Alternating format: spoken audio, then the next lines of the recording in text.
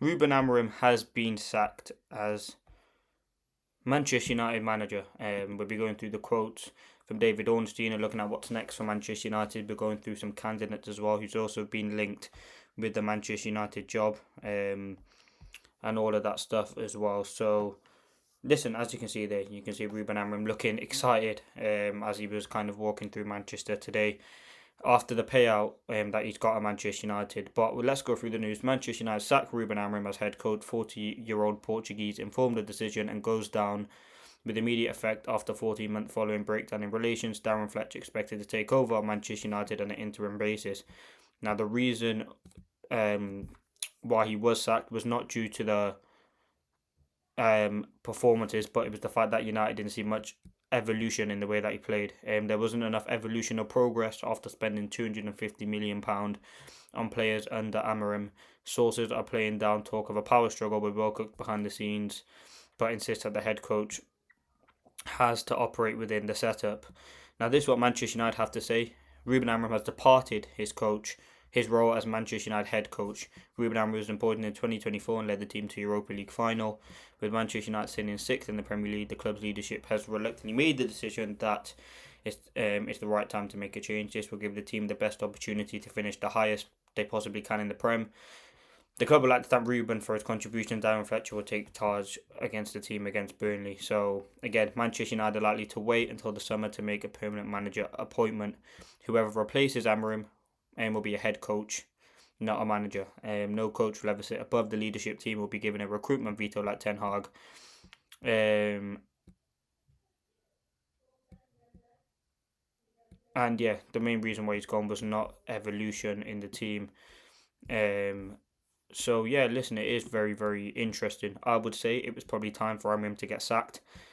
If you look at his record, 63 matches, 25 wins, 15 draws, 23 losses. I mean, I think it was a 31% win ratio at the football club. That's not good enough as a manager who, again, £250 million has been invested to kind of bring something good to the team and do something for Manchester United. Now, what you would say for Ineos now, or immediately Ruben Amorim, what's my thoughts? I would say, again, it's about time he probably got sacked. The performance is not good enough. Again, we go back into that cycle, though, of Manchester United managers and bringing in a manager, sacking him.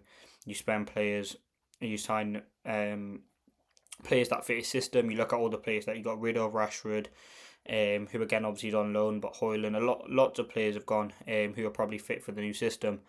Again, the performances were not good enough, and as a manager, I think when you undermine the board in the way that he did, talking about how he's the head coach, not the manager, I think it was always adamant that he was going to leave the football club. So yeah, Amorim is gone. And again, a lot of the players have kind of gone on social media to kind of see that and kind of pay this or give Amorim a bit of a statement. But ultimately, what I would say is Ineos, this is down to them really. It's not been a great 18 months by Ineos, Wilcox and Barada, in my opinion. They spent 300 million on Ten Hag in the summer, brought in players like Xerxes, Yoro, these sorts of players, then sacked him 4 months later. Then they hired Dan Ashworth, sacked him shortly after, appointed a 3-4-3 manager, but didn't give him the players to run that system. And there's a lot more faults of Ineos, and I think they have to be called out on this because it's incompetence from Ineos. I think the Ten Hag one was probably the worst one of the lot. I think the way in which they managed the Ten Hag situation and now the Amorim situation, I think one thing that Manchester United must not do is bring in a manager mid-season. I don't think they should be doing that, and I don't think they are. We'll talk about some options in a moment, but again, in terms of percentage, 63 games at United, 24 won, 18 lost. 18 drawn, 124, lost 21, goals conceded 114, goals scored 122, win percentage 38.1. And you can go about the system all you like, but ultimately, if United were winning games, no one would really care about the system and the formation. It's the fact that United were not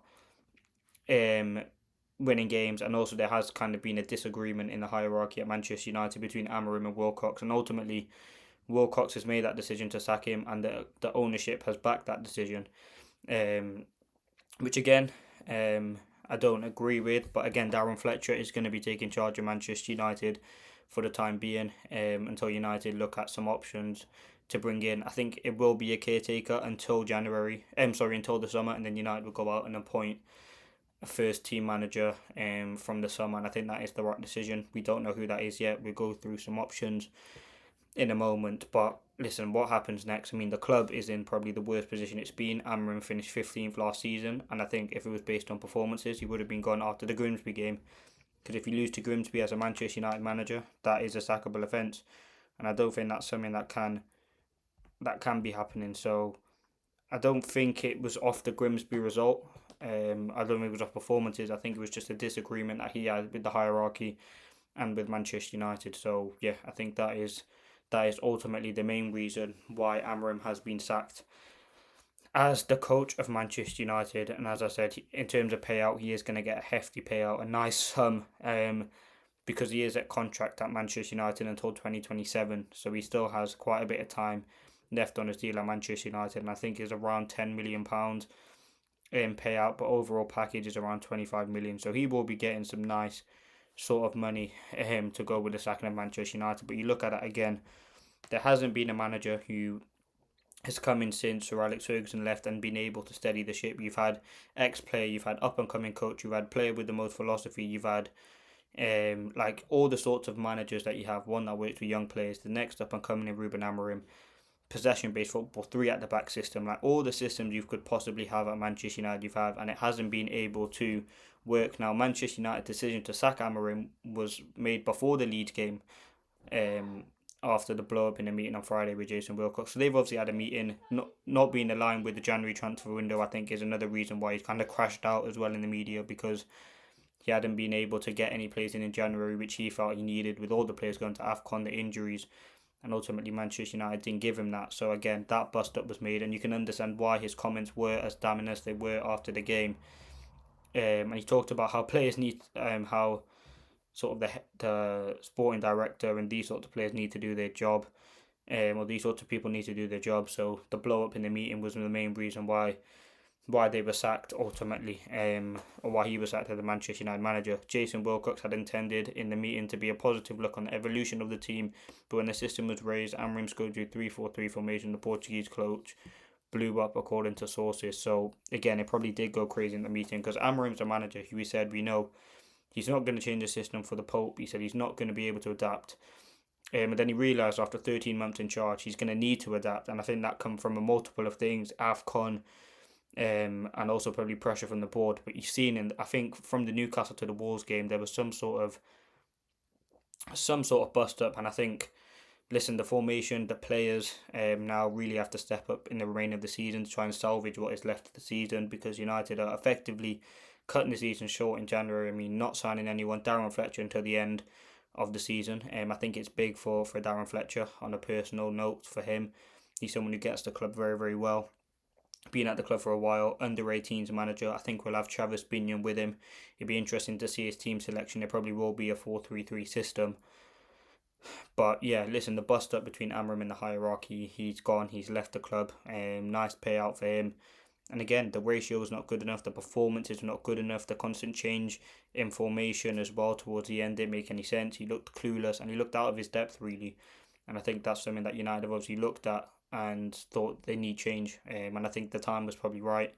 Again, they've done it in the middle of the season, which is another sort of mistake, I would say. And I think Ineos, they're looking very incompetent at the moment. Now, they have to make a big decision. And do you trust Ineos to go out and make a big decision? That is the big question. To go and bring in a manager, whether that's Glasner, whoever that is. I don't trust Ineos to go out and make the footballing decision. And the club at the moment, the Glazers obviously own most of the club. Some of it's on the New York Stock Exchange, but 30% of the club is owned by Ineos and Ratcliffe, and they are in control of footballing decisions at the football club. So that's Omar Barada, Jason Wilcox, and apparently Christopher Vavell is going to be the guy to make the decision on the manager, obviously with a few others, but he's going to be the main one leading that. Now, where do you stand on that? I mean, Vavell's someone who pushed for Nagelsmann at Chelsea. Obviously, Nagelsmann is managing Germany at the moment. So again, maybe potentially waiting for the summer. Are they waiting for someone like Nagelsmann? But again, you have to trust this guy to make a decision. He was the guy that wanted Sesko, by the way. So again, all decisions have to be kind of come to a general consensus, and it has to be someone with Premier League experience, in my opinion.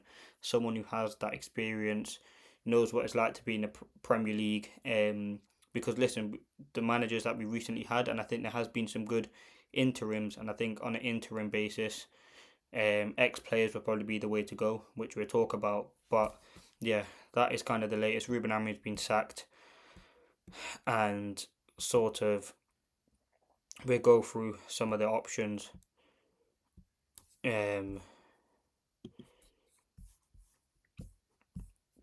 We'll go through some of the options to become the next Manchester United manager. But yeah, Manchester United could theory and pay as much as 10 million in compensation, including compensation to Sporting and what is being paid in the current contract, with the whole package costing more than 25 to 30 million. So yeah, big payout for Amorim. Ruben Amorim wasn't concerned about mitigating circumstances in regard to the transfer window. His outlook was back me or sack me, and ultimately he ended up getting sacked. In the meeting after the draw to Wolves, Jason Wilcox wanted more tactical adaptability and lowered expectations regarding January deals. Amorim was furious with this, which accelerated tensions. Amorim questioned how, with a currently depleted squad, he can succeed at changing tactical style. And what I can understand there is that the hierarchy and external pressure has been put on Amorim to change the formation, which I don't agree with. I think Amorim was right in the sense is the hierarchy should be able to do their job and Amorim should be able to coach. Obviously, with him being the head coach, not the manager, less control he has to make decisions, and that's what Ineos want. They want more or less a yes man, someone who's come in and say everything, play the way that they want to play. I think if you go out and get a Glasner or a De Zerbi, or you get someone like that, I don't think they're going to be able to. It just be another shambles because they won't take any pressure from the board, and I think you have to get the conditions right. But United want another head coach. Now, Ruben Amorim was summoned to a Manchester United training complex early on Monday. Omar Barada and Jason Wilcox personally informed Amorim the club's decision. Insiders say Wilcox, who was criticised by Amorim's in his outburst at Ellen Road, had been Amorim's biggest supporter. And you take it back to a few weeks ago or a few months ago when Ratcliffe said that he's going to give Amorim 3 years, and he was someone who really liked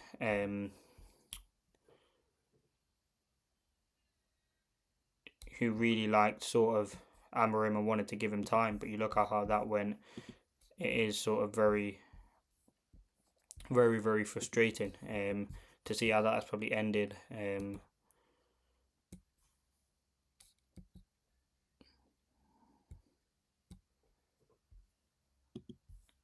Who has kind of happened with that. But I think, I don't know which manager is going to come in. We'll talk about them.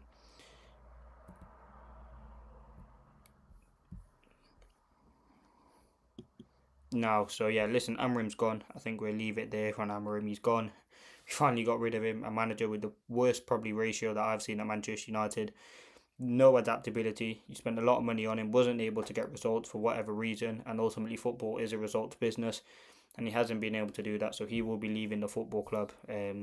Probably wish him all the best, but again, that's another manager that United signed. What is it? We've gone from Moyes to Ryan Giggs has been in charge, Van Gaal, Mourinho, Ranić, Ten Hag, Oli, Rude, Carrick, like the amount of managers that's been in charge of United and haven't been able to get the club back to the top is, and you need someone who has that quality. Now, the first guy we're going to talk about is Enzo Maresca. Now, listen, he's obviously been sacked from Chelsea. Apparently, United wanted him before he actually went to Chelsea, which I thought was very interesting. I think he is definitely sort of a manager who has experience, obviously, in the Premier League, which again is a good thing. Obviously, he's just been sacked by Chelsea, so would he be able to go straight back into a job? We'll have to wait and see what happens there. But again, Maresca's a manager who has that tactical flexibility. He's good with working with a young squad. Obviously, he is a kind of a manager who's come off the Pep Guardiola sort of regime, and he has been He has been linked with a move to Manchester United. Now, what I would say on Maresca is Prem experience, which is a positive. A manager who, again, has won trophies, and probably would be able to get the best out of the squad.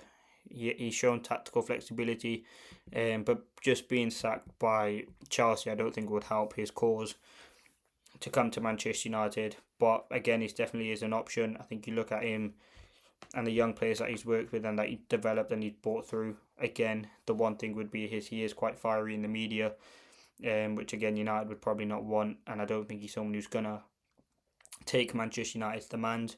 But again, you look at the formation and the way in which he plays. I think he's certainly a very, very interesting manager to look at. Who does have a lot of quality. He's won trophies, and again, he's got that sort of experience that you would probably need. So he is definitely one to look at. I think Maresca is an interesting option. Apparently, United are not likely to go for him, but I think he's definitely an option to look at in terms of Manchester United branching out and getting a Premier League manager. Now, the next one is Oliver Glasner. Now, again, he has been linked with a move to Manchester United. Obviously, after Amorim's been sacked, currently at Crystal Palace, he's very interested in the Manchester United vacancy. His priority is finishing the full season with Palace and then leaving when his contract expires. So he hasn't extended his contract at Crystal Palace. And again, we know his appointment is likely to be in the summer. If he is to come in, he won't be joining Manchester United now. I think he definitely is an interesting coach. You look at the way in which he plays, though, he does play with a three at the back system, which a three at the back system, which was probably the main reason Amorim got sacked. So I think if United are going to bring in a permanent manager, it would be someone who plays a four at the back system. I think what you can say about Glasner is Prem experience, able to adapt players. I think the way in which he plays football is very high intense energy, fluid football. I think if you look at his 3-4-3 and you look at United's 3-4-3 or 3-4-2-1, whatever you want to say, they are two slightly, actually no, they're two majorly different systems. The quality and the personnel and the characteristics that they have at Palace are totally different to Manchester United. They're fluid, they understand the way they want to play. The centre backs and the way which they build up from the back and the press is totally different to United, and it is a massive improvement.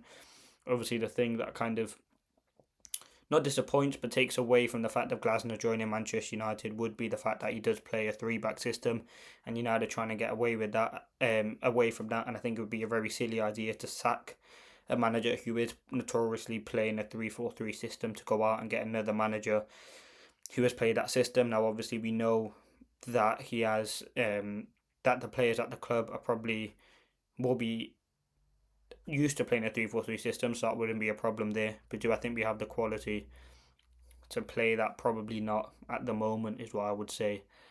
But yeah, Glasner is definitely a manager to look at. In the summer, his contract expires. He's got prime experience. 3-4-3 system would obviously be a concern, because what does that mean for Manchester United? Do we have the squad? Do we have the personnel? Probably not. I mean, if you look at sort of how the players are going to benefit, there will be players that struggle. You look at if we do bring in a manager that plays a 4-3-3, it's good depth, but Ahmad and Burmo, how did they get into the team? So that is certainly definitely something to look at. But again, Glasner is potentially one to look at. Very good manager. He took Palace from the relegation to where they are now in Europe. He's won 2 trophies at the club. And yeah, I think he's definitely someone who, as the next up and coming manager in the Prem, would be chased by a lot of clubs, potentially Liverpool, obviously Chelsea. If they don't get Rosinha, I don't think he has been confirmed as their manager, or potentially abroad, but we know the likelihood is he will be leaving Palace in the summer.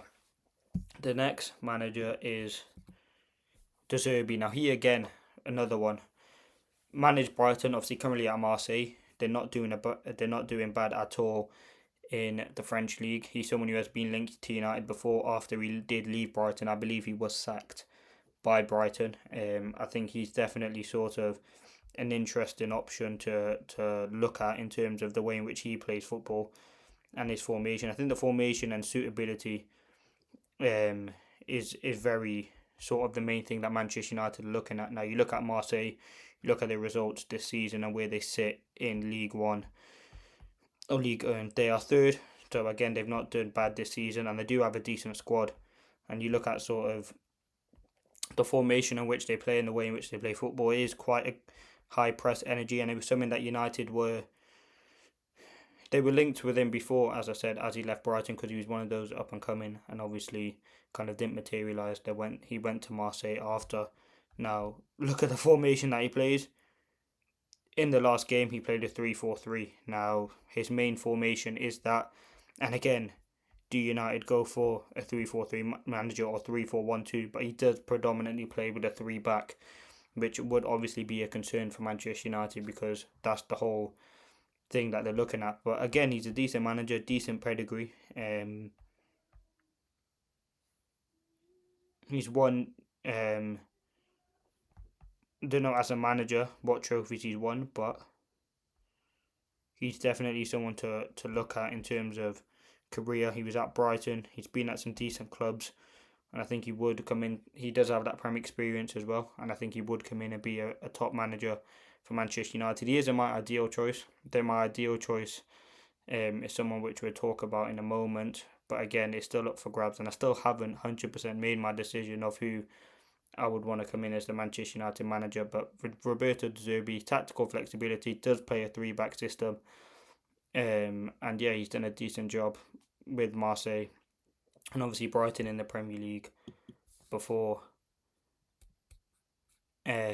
So yeah, he's definitely someone to look at. Now you have Gareth Southgate. Someone for me who I don't want to see anywhere near Manchester United. Pragmatic football. Not good enough in terms of managing, I think, at the top level. We know England, and he hasn't been in club football for a while, and I think that would be a big concern. A big concern, the fact that he hasn't been in club football for a while. I think he's definitely a manager who has got his benefits, but I wouldn't want him anywhere near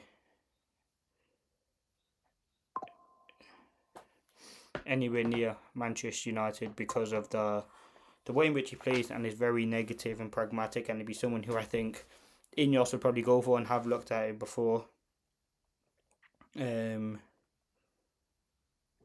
Because he has that sort of quality that they are looking for. In terms of English, fits the knowledge. I don't think he has managed in the Premier League before. I know he has managed in Middlesbrough, but that was a long while ago. I think he is absolutely a no for me. Someone who I wouldn't look at bringing to Manchester United. Definitely no to Gareth Southgate. Now, Nagelsmann, obviously someone who has been linked to Manchester United before, a very experienced manager. Bayern Munich, I think Leipzig, managed at Germany.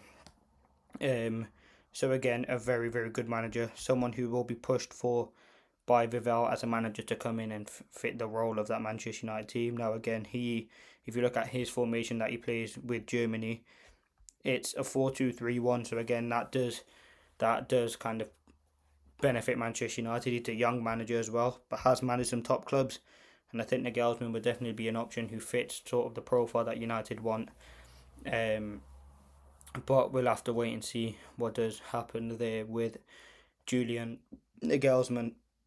I think what I would say about him, he don't have Premier League experience, which again would be a downside of signing him or bringing him to Manchester United, but he has got some very good possession-based football, high-energy football, and would probably be good for Manchester United. Thomas Tuchel as well, someone who's been linked. Now, so this is one of the three managers that has been linked with the move to Manchester United. Now, Ole Gunnar Solskjaer, potentially an option United would, and Ole Gunnar Solskjaer would be very, very welcomed at Manchester United and would do anything to help the club.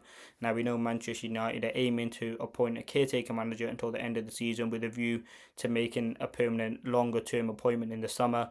Darren Fletcher is due to take temporary charge for the Burnley game and possibly Sunday's FA Cup tie versus Brighton. But Ole Gunnar Solskjaer has emerged as one of those players to come a caretaker, interim, whatever you want to call it. And Ollie is someone who, again, we know understands the club. Was actually obviously a manager at the club in that time, and he'd bring the vibes back. I think he'd be very good at getting a lot out of this squad, which has struggled, and it has very, very good players in there. And I think he'd be able to do that 4-2-3-1 counter-attacking energy. He understands the Manchester United way. But I think in terms of if United are going to bring in an interim, it would be someone who has already managed at the club before, in terms of, I would say ex-player, sorry, an ex-player that has previously been at the club and has that experience, because it makes sense. You're not going to go out and get a top level manager to the end of the season, kind of to keep the club warm and just do that. You're not going to do that. So Ole Gunnar Solskjaer is the one. We know the football that he plays is counter attacking, is high energy,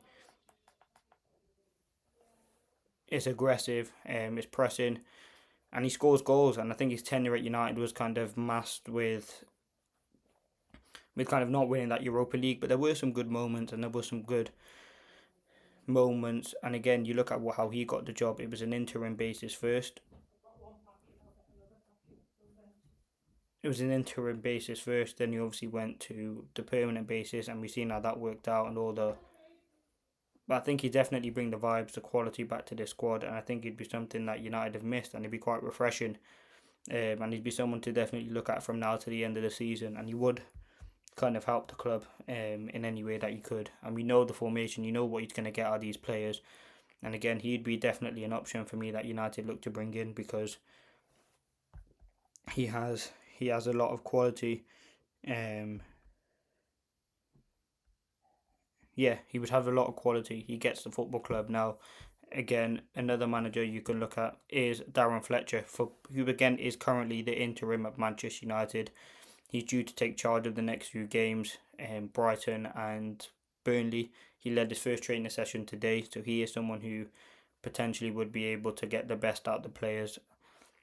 Obviously, he's playing 4-3-3. He said he likes that high energy football. He gets the club a lot, and he's someone who the hierarchy have definitely looked at as someone to bring in.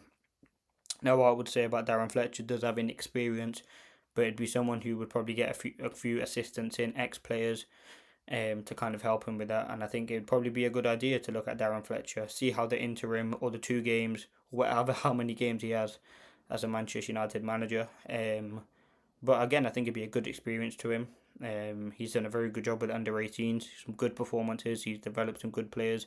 Obviously, his 2 sons, Jack and Tyler Fletcher, are part of the Manchester United first team now, which again will be good for him, and I bet they're buzzing. But I think Darren Fletcher is someone who again was part of one of Manchester United's most successful teams, and was coached by obviously Alex Ferguson. That doesn't mean he's going to be a good manager, but again, that does give him in good state, and I think he will be someone who wants to do well at Manchester United, obviously. And you look at all the interims that we've had: Carrick, Ruben and Nistelrooy. Darren Fletcher is someone who gets the club, and the formation that he's going to play will be a 4-3-3. And I think you look at sort of the players that you have, you would see Kobe back in the team, Bruno potentially in the number 10, and Burmo Cunha. You would see that high energy, aggressive, fast playing football, which is something that United have wanted and needed to see at the club for a while. I think the football under Amorim was too pragmatic, too defensive, and ultimately not the way which Manchester United was built, which was high energy, aggressive football. And I'm not saying Darren Fletcher's going to come in and play that, but he gets the club and he knows what's going to be needed in the short term. And I think results are the most important thing, because you want to see a good end to the season, potentially get Europe, potentially be fighting for those top places, and potentially win the FA Cup, seeing how that game goes on Sunday. But Darren Fletcher is definitely one to look at. He's someone who knows the club, like all the 3 managers that I've talked about right now, but he is someone who I think gets the club a lot, and depending on how the interim goes will determine whether he does get that job or not. Now, the last guy I'm going to talk about is Carrick, someone who I think he managed 3 games. I think it was Chelsea, Arsenal, and I think Villarreal, and I think he won all the games, or definitely had 100%. He didn't lose a game at the football club. Now, Carrick was someone who was at Middlesbrough. I believe he had a very good record with them, but then ended up getting sacked. We know he, again, is another ex-player, someone who gets the club. And from now until the summer, I think he'd be happy to step in. Again, he had a very good record as a Manchester United manager, and I think he'd definitely be one to look at in terms of getting him to the football club as an option. And again, he's another option. He's someone you can bring in short-term basis, would be happy to take that. I think in terms of Carrick, I think a lot of fans would prefer Ollie, just based on the fact that he's been, obviously I know Carrick has been an interim before, but Carrick has been a manager at the club before, and he gets the club. I think Ole Gunnar Solskjaer, he'd bring some nostalgia, quick counters, vertical build-up. If you put Carrick and Fletcher there as well, I think you could potentially get those three as a three, potentially at the club, which would be very, very good. But yeah, I think a lot of people, what I'm looking online now, is Carrick, Fletcher, and Ollie as the next three. So yeah, we'll have to wait and see. I think obviously McKenna, someone who's been linked as well, he's doing a good job with Ipswich. He plays a good formation, 4-2-3-1. I don't know. I don't think he would leave for United. Because Ipswich are doing very, very well. But yeah, Carrick is one of the top contenders to become a manager, caretaker manager from United from now to the end of the season. So we will have to wait and see what does happen with Carrick. But he certainly is an interesting option. Are they the three managers that I've kind of looked at as the main three? Ollie, Fletcher, and Carrick as the main three to take on for Manchester United as the caretaker manager from now until the end of the window. Let me know your thoughts. Who would you want to bring in out of those three? Because I think in terms of from now to the end of the season, it's going to be one of those three, or Ruud van Nistelrooy, or it's going to be someone of an ex-player of sort, because there's someone who will be happy to take the role from now until the summer and then potentially leave or stay on in some sort of basis. But all the coaches have gone at United, and Darren Fletcher will speak to the media tomorrow, so we will have to wait and see what he says. My ideal choice out of those three would be Ollie, and maybe have Carrick and Fletcher with him as coaches. Why not? I think it'd be good to get that nostalgia back and some good feeling around the club, because I think those are people who get the club. But let me know your thoughts. Now let's look at what this means for the players. Now, obviously, um, Amorim has been sacked.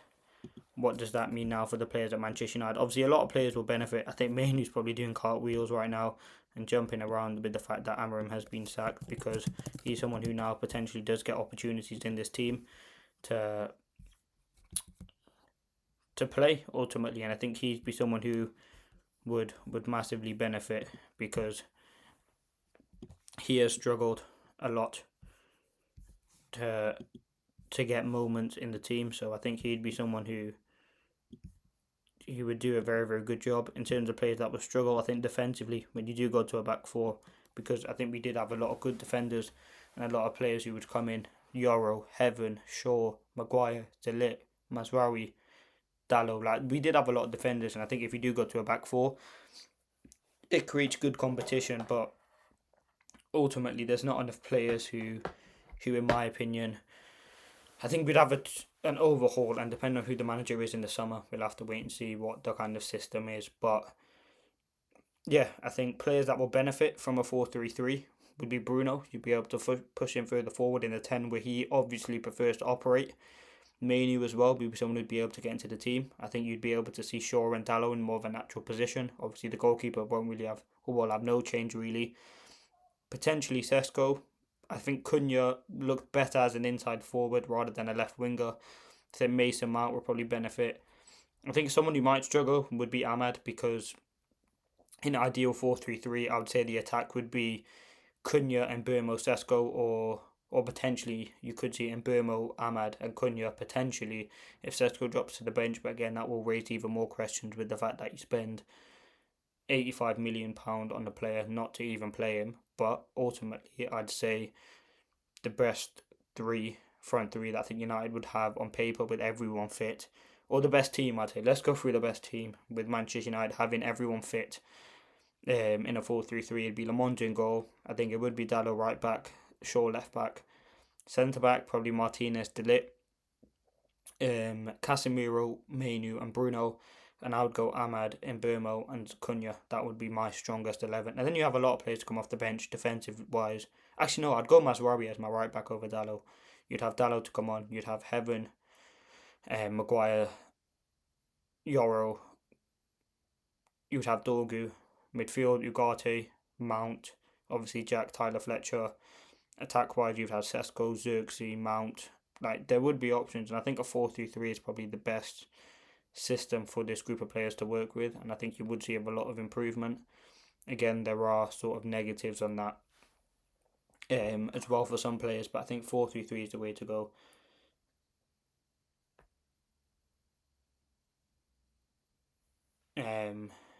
Yeah, that would be the way to go. right now for Manchester United now. In terms of other things that to talk about,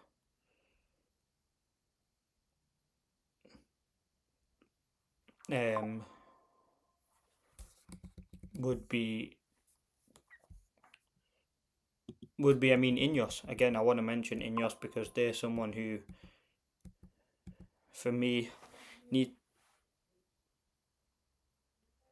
need to get a lot of criticism because they haven't been great this season, and I think they've made some very poor decisions at Manchester United, and I think they need to get criticism for this decision because I don't think the Amrim decision wasn't a wrong decision. It was just the timing of the decision, and you look at all the kind of mess ups and cock ups that they've made since being at United, and you look at how apparently Sir Jim Radcliffe wants to get the club to the top. Yes, he's been better than the Glazers, but not much better, really. The decisions that they're making are not great, and they are causing problems at the football club. So, yeah, I think that's what I'd say. Listen, Amarin promised good time to come in. Good times didn't come. Potentially, the next manager that comes in, hopefully, they can do a good job for us. And yes, see where this club takes us. Man, I mean, United has not been a great start to 2026, drawing against Leeds. Amorim got sacked, but hopefully now you get to bring in a manager as a reset, fresh start, and you bring in a manager that gets the club on a short-term basis, whether that is Darren Fletcher.